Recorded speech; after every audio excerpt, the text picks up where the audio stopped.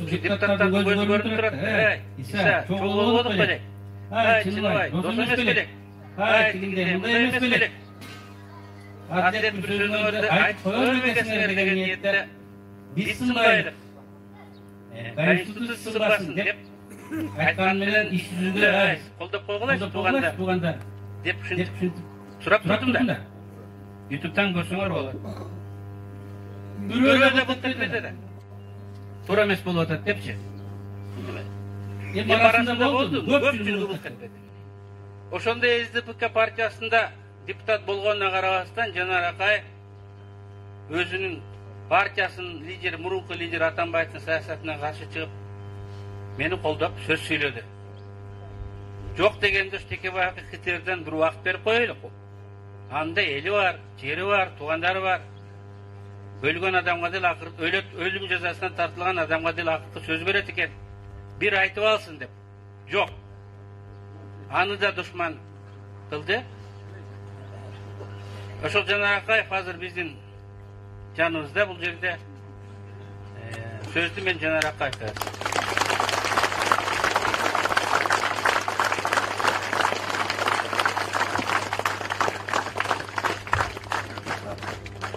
Чоң рахмат, урматтуу бекендештер, сиздер менен көрүшүп турганыбызга, ушул күнгө күбө болуп атканыбызга абдан ыраазыбыз.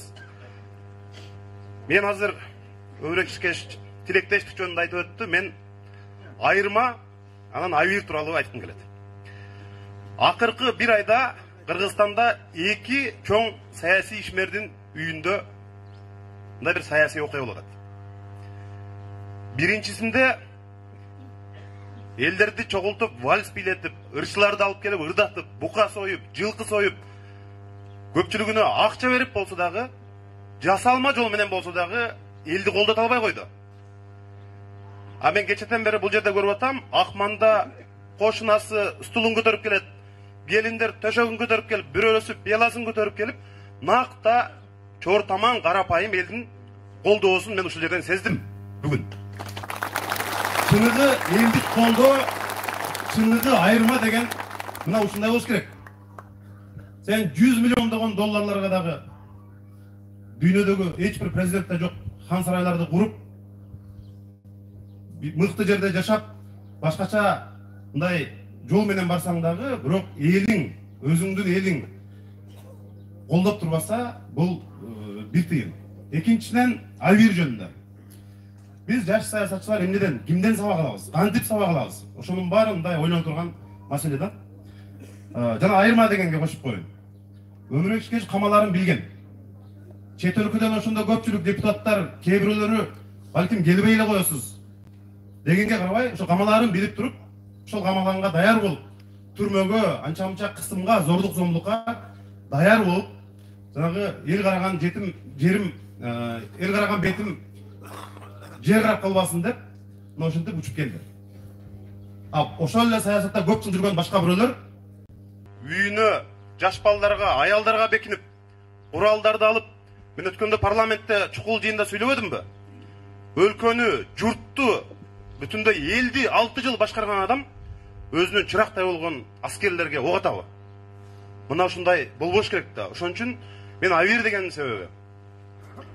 Эми бийлик менен кызматташтын толтура жолу бар. Өмүрбек Ишкеш 30 жылдан бери саясатта жүрсө, биз мына 3 жыл болду. Саясатта жүрөбүз. Жанагы жарашып алуу, тилин табуу, макул болуу, жагалдануу деген сыяктуу нерселер. Эгерде ошол жерде түрмөдө жатып, мен иттик менден кетиптир, кечирип кой, мындан ары сага кызмат кылам десе, болобу эле? Түрмөдөн бошотмок да. Мына бизге окшогон жаш саясатчыларга акыркы ошол Өмүрбек Текебаев менен Дүйшөн Чотоновдун сөзүнө бекемдиги, принцибинен кайтпагандыгы, көкжалдыгы, элдин мындай оюнан, пикиринен уялгандыгы, беттегенин бербегендиги, мына ушундай бизге окшогон, бизден кийинки жаш саясатчыларга 1000 жылдап, 100 000 жылдап тарых боюнча кала берет. Мен дайыма ошол чындыкты айтуудан тайманбаган, анча-мынча жеке кызыкчылык үчүн жакындарын сатпаган ушундай бир көкжалдарды биз кайсыл тарапта болсок дагы дайыма колдогонго адилеттүү сөзүбүздү айтканга даяр болушубуз керек. Өмүрбек Ширкеновичти мына Алманбет Шыкмаматов, Аида Салянова белизге иттеп көрдүңөр.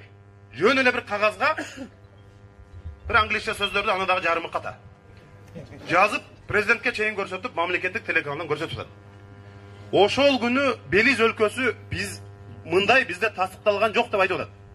Ошол маселени парламентте айтып койсом, ошол убакта ГКМдин төрагасы кандай чыгылады? Мына мен ошондо айттым эле, кара пиардын, кара ниеттиктин өмүрү кыска болот деп.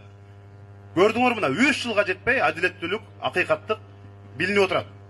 Ошондуктан биз дайыма адилеттүү пикирди айткан, калыстыкты айткан саясатчыларды статусуна карабай, жашаган жерине карабай, айылда болобузбу, шаарда болобузбу, мугалим болобузбу, депутат болобузбу, же өкмөттө иштейбизби, поштада иштейбизби, каерде иштесек дагы өзүбүздүн деңгээлибизде ушул чындыкка салым кошушубуз керек деп ойлойм. Эми азыр биз кайсыл бийлик болбосун сын айтканга дагы даярбыз, бирок мына кечеги окуядан кийин биз сот реформасына үмүт пайда болду. Демек, мындан ары 2 жылдан бери ушул сот иштерине башка жака жолтоо болуп келаткандардан кутулгандан кийин Кыргызстан бир жаңы тарых барактарын ачканга, жаңыланууга, бел байлаганга бизди баарыбызда үмүт пайда болду. Мына убагында саясий себептер менен камалган Бектур Асанов, Кубаныч Кадыров, башкалар бардыгы акырындык менен кое берилип келатат. Мына Өмүрбек Текебаев менен Дүйшөн Чотонов бошотулду. Эми буюрса Садыр Жапаров бошотулса, мурдагы бийликтин жанагы адилеттүү сөз айткан үчүн запкысын көргөндөрдүн бардыгы акырындык менен түрмөдөн чыгып келди. Мына ушундай болуп уланыш керек. Анан эми жанагы бизде дагы кээде интернетте жазып калат да, сен мурда Атамбаевдин жанында жүргөнсүң, анан сен сатып кел.